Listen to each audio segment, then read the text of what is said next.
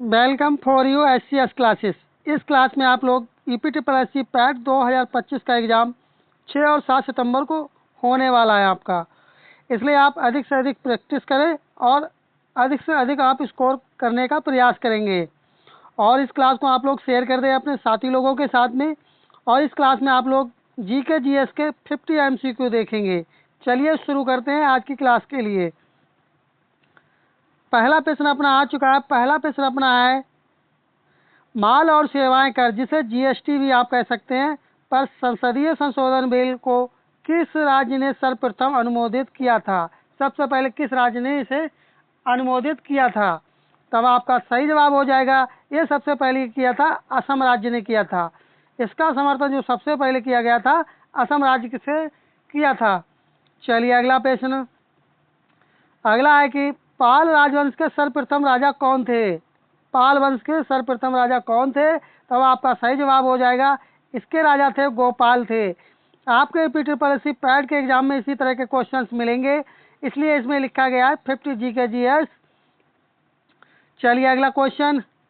अगला है कि ऐसे बागान जहां बिक्री के लिए एक नगद फसल उगाई जाती है उसे डैश के रूप में जाना जाता है। तो उसे किस रूप में जाना जाता है? उसे जानते हैं झूम खेती के नाम से जानते हैं। चलिए अगला प्रश्न। नेपच्यून के अलावा अन्य किस ग्रह को नीला ग्रह कहते हैं? नेपच्यून के अलावा अन्य किस ग्रह को नीला ग्रह के नाम से जानते हैं? ये जानते हैं, आपको पता होगा। कितना इजी क्वेश्चन पूछा गया है। पृथ्वी के लिए कहते हैं। नीला ग्रह किसे कहते हैं? पृथ्वी के लिए कहते हैं। चलिए अगला प्रश्न।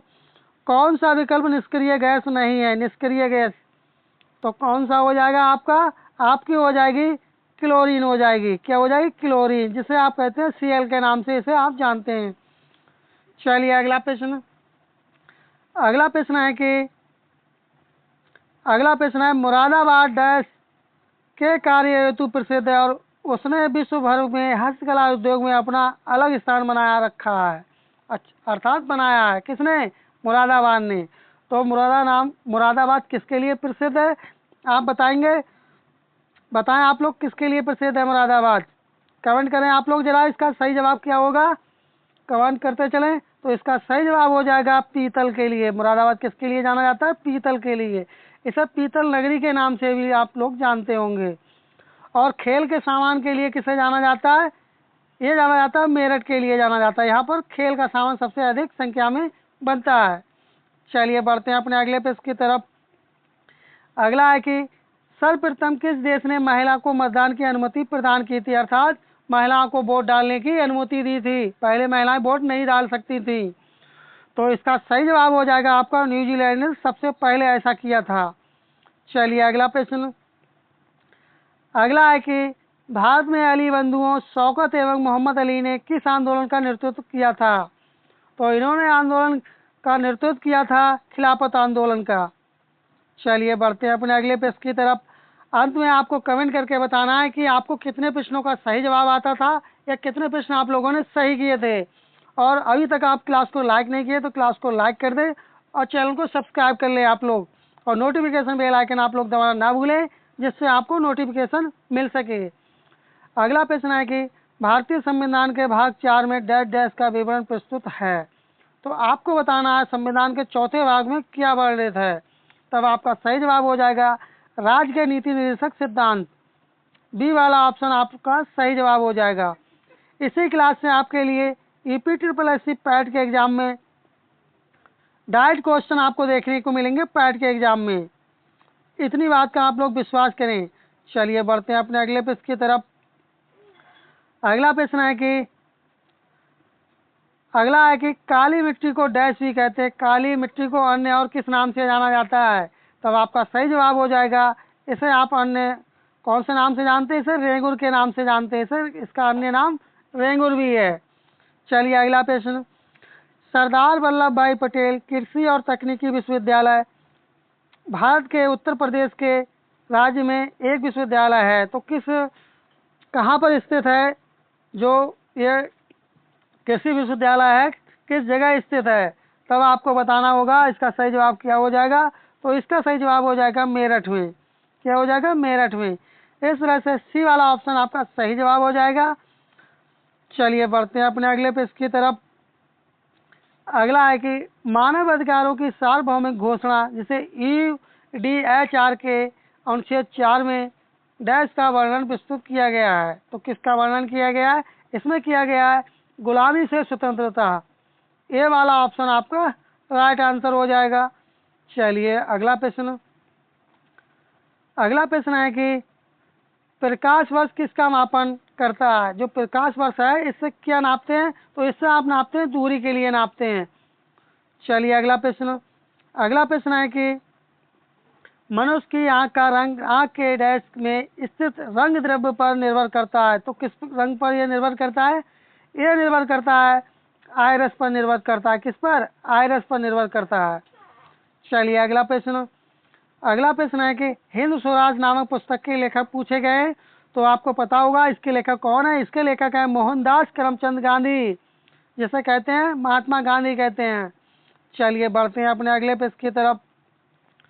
अगला है कि मौर्य राजवंश के अंतिम शासक कौन थे? अंतिम पूछा गया है, प्रथम नहीं पूछा गया है, संस्थापक नहीं पूछा गया है। तब आपका सही जवाब हो जाएगा बृहद्रथ। सी वाला ऑप्शन आपका राइट आंसर हो जाएगा। चलिए अगला प्रश्न। अगला है कि राजा हर्षवर्धन ने डैश में भद्र विहार नामक ज्ञान के एक बृहद केंद्र की स्थापना की थी। तो किस स्थान पर इसकी स्थापना की गई थी? इसकी स्थापना की गई थी कन्नौज में। कहाँ की गई थी? कन्नौज में की गई थी। चलिए अगला प्रश्न।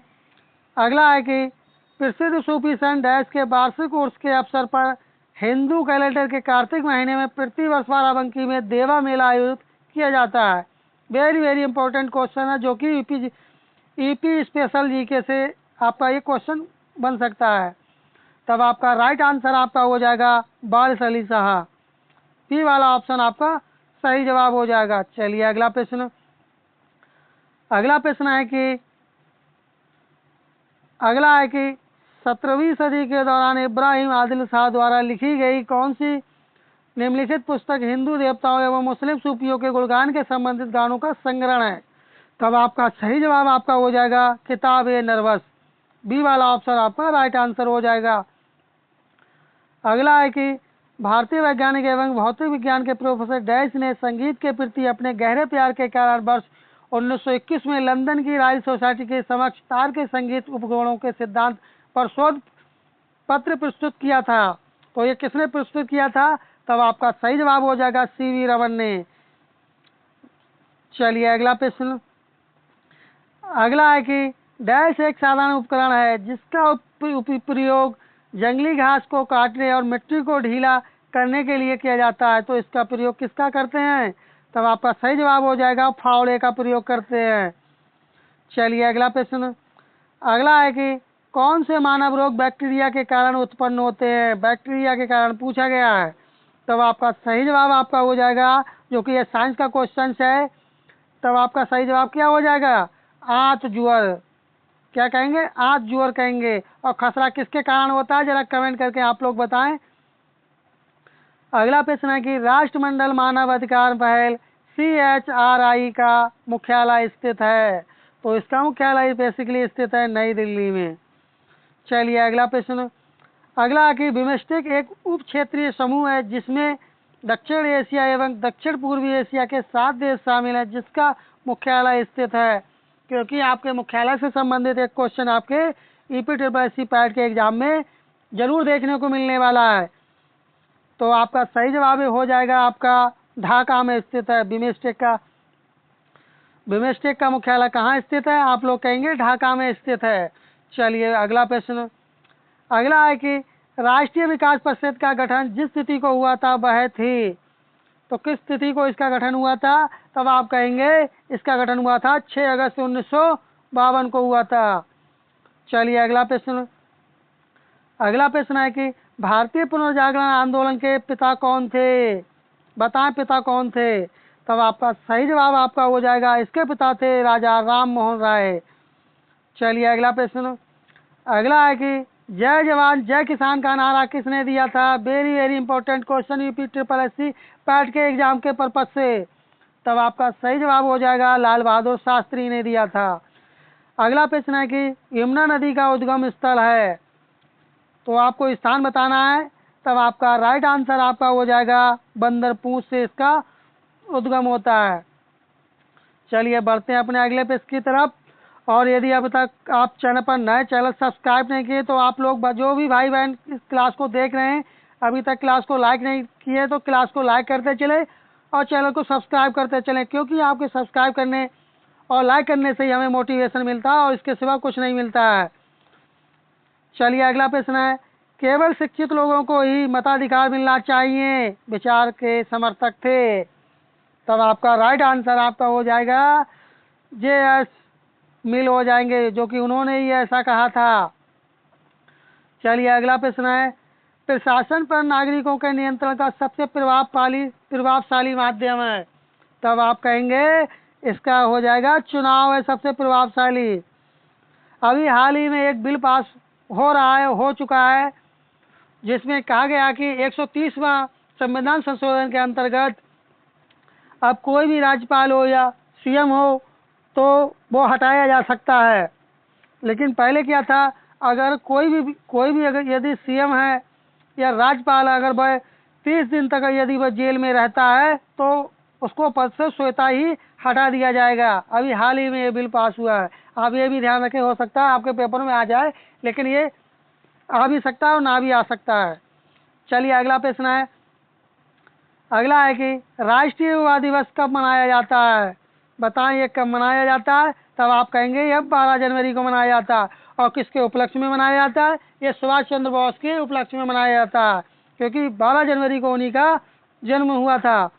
चलिए बढ़ते हैं अपने अगले प्रश्न की तरफ। अगला प्रश्न है कि भारत के प्रथम उपराष्ट्रपति कौन थे। बताएं आप लोग। तब आप कहेंगे डॉक्टर सर्वपल्ली राधाकृष्णन जी थे। अगला प्रश्न है कि केरल का शास्त्रीय नृत्य है। तब आप क्या कहेंगे? आप लोग कहेंगे मोहिनीअट्टम है केरल का।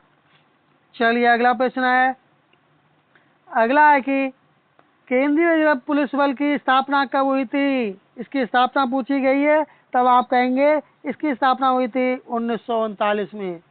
चलिए अगला प्रश्न है, अगला प्रश्न है कि भारत का पहला परमाणु अनुसंधान रिएक्टर है, पहला पूछा गया है। तब आप कहेंगे यह है अप्सरा। चलिए अगला प्रश्न है, अगला प्रश्न है कि निम्न में अफ्रीका का कौन सा एक देश ओपेक का सदस्य नहीं है। तो आपको ओपेक का सदस्य नहीं बताना, तो ये हो जाएगा दक्षिण अफ्रीका। चलिए बढ़ते हैं अपने अगले प्रश्न की तरफ। अगला है कि वंदे मातरम को राष्ट्रीय गीत के रूप में किस तिथि को स्वीकार किया गया था। आपको तिथि पूछी गई है। तब आप लोग कहेंगे इसे स्वीकार किया गया था 26 जनवरी 1950 को किया गया था। यदि आपका पैट में स्कोर अच्छा होगा तभी आप लेखपाल, बीपी और अन्य भर्तियों में पार्टिसिपेट कर सकते हैं, क्योंकि जिसका स्कोर अच्छा होगा वही भाग लेगा। इसलिए आप अधिक से अधिक पैट का स्कोर लेकर के आए, अच्छे से तैयारी करें और अपना स्कोर अच्छा करें। इस क्लास में सभी क्वेश्चंस जीके जीएस के 50 जो एमसीक्यू क्वेश्चंस लिए गए हैं वो सभी इंपॉर्टेंट क्वेश्चन लिए गए हैं।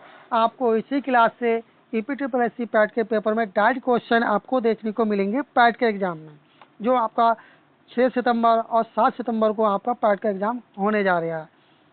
चलिए अगला प्रश्न है, अगला प्रश्न है कि आंध्र प्रदेश की राजधानी है। वेरी इजी क्वेश्चन है, तब आप आसानी से कह देंगे आंध्र प्रदेश की राजधानी क्या है। आप जरा कमेंट करके बताएं आंध्र प्रदेश की राजधानी क्या है। चलिए बढ़ते हैं अपने अगले प्रश्न की तरफ। भारतीय दलन अनुसंधान संस्थान कहाँ है स्थित है। ये 2021 में पैट के एग्जाम में पूछा गया था। पैट के एग्जाम में 2021 में पूछा गया था। तब आप क्या कहेंगे? तब आप कहेंगे ये कानपुर में स्थित है। चलिए अगला प्रश्न, अगला प्रश्न है कि भारत में मान्यता प्राप्त स्टॉक एक्सचेंजों की संख्या कितनी है। तब आप क्या कहेंगे? तो मान्यता प्राप्त स्टॉकों की संख्या कितनी हो जाएगी, कितनी है? तब आप कहेंगे 24 है। अगला प्रश्न है कि स्वैच्छिक वाहन स्क्रैपिंग नीति के अंतर्गत वाणिज्यिक वाहनों की सीमा अवधि रखी गई है, तो कितने वर्ष तक रखी गई इनकी सीमा? तो इनकी सीमा रखी गई है 15 वर्ष तक। इस तरह से अपनी क्लास यहीं पर समाप्त होती है। आपको क्लास कैसी लगी कमेंट करके अवश्य बताएं। इसी क्लास से आपके लिए EP triple S C, PET के पेपर में डायरेक्ट जी के जीएस के क्वेश्चंस आपके लिए देखने को मिलेंगे। यदि अभी तक आप चैनल पर नए, चैनल सब्सक्राइब नहीं किए हैं, जो भी भाई बहन इस क्लास को देख रहे हैं वो चैनल को सब्सक्राइब कर ले और क्लास को आप लोग लाइक कर दिया करें, क्योंकि आपके लाइक करने से और चैनल सब्सक्राइब करने से हमें मोटिवेशन मिलता है, तभी हम अधिक से अधिक क्लासेस आपके लिए प्रोवाइड करा पाते हैं। और यदि आप इस क्लास की पीडीएफ प्राप्त करना चाहते हैं तो उसका लिंक डिस्क्रिप्शन बॉक्स में लगा देते हैं, वहाँ से आप प्राप्त कर सकते हैं। चलिए मिलते हैं जल्दी नेक्स्ट क्लास में, तब तक के लिए धन्यवाद। जय हिंद, जय भारत।